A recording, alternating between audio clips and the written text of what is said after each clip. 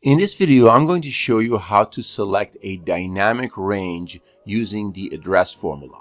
So I have a dataset over here consisting of dates and sales categories, and I have a very large dataset consisting of well over 500,000 records, as you can see over here. Now, the goal here is to select a range based on the dates in column A. For example, say I want to select all the records between January 18, 2024 up until January 18, 2025. One way of doing that is to filter the data as so, using this section, select the dates I want, the days I want, and then copy and paste it as special. That's one way of doing it. However, this method might not be the most efficient method, especially with very large data sets. Seeing that with very large data sets, when you have hundreds of thousands of rows like I have now, the refresh time alone will be very long when you want to apply a brand new filter. And that's not the most convenient thing to do. One way to do it is to go to the first record of the data set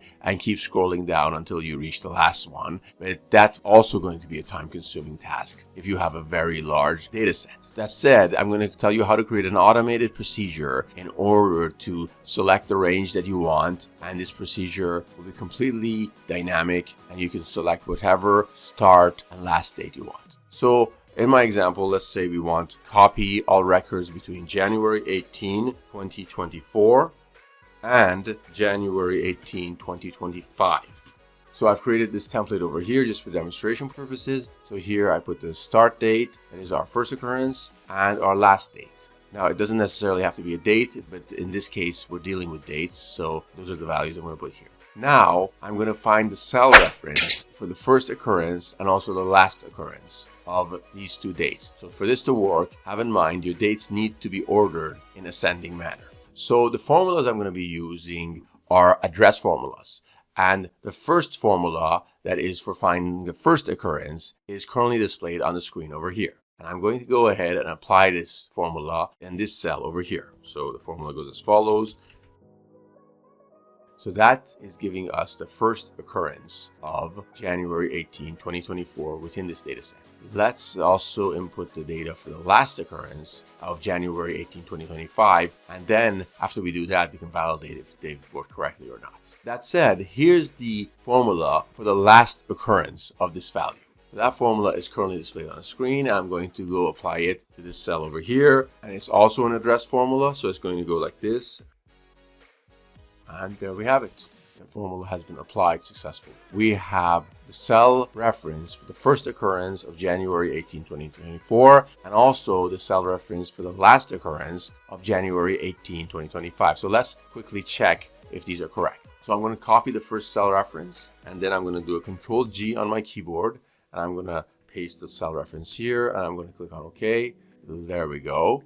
That's correct. The first cell reference of January 18, 2024 is indeed cell A15205. Once again, I need to emphasize that your dates need to be ordered in ascending manner. So for this to work, have in mind your dates need to be ordered in ascending manner. That's very important. So that was the first occurrence of the first value. Now let's look at the last occurrence of the last value. So again, I will copy this cell reference for the last occurrence of the last value. I'll do a Control-G, then I'll copy and paste it here, and I'll click on OK, and there we go.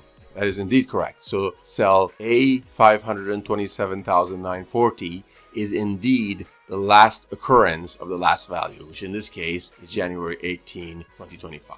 So now that we validated these, here's how we can easily select this range using these two values. So the last step is just to generate a string that has this value followed by a colon followed by this value, and then paste that string in this name box up in the top left hand corner. So I'm going to create that string just for convenience. So to do that, we have to put an equal sign, then select the cell reference for the first occurrence of the first value, then followed by an and, followed by double quotation, followed by a colon, as so, followed by another double quotation, followed by and followed by the cell reference for the last occurrence of the last value.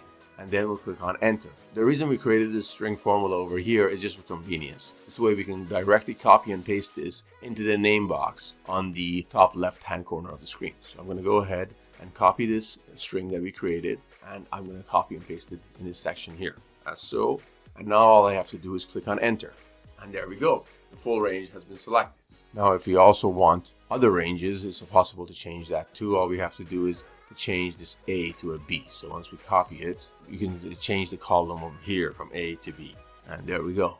We got the dates and the sale categories for all the values within this range using these two cell references. Now we can copy it from here and paste it into our destination sheet. And once again, the reason I'm choosing to do it this way as opposed to just filtering is when we have very large data sets, Excel tends to get extremely slow, and just applying a filter alone might lead to very long refresh times. And in order to mitigate that and find a way around that, we're using these cell references to find the range in which the first occurrence of the first value and the last occurrence of the last value fall under. And then we created a string using that, and we put that string in the name box in the top left hand corner for everything to be automatically selected. And this is completely dynamic. Now you can obviously change this range, select a much larger range if you like to. Let's expand this a little bit. Let's change this to say April 10, 2023. There we go.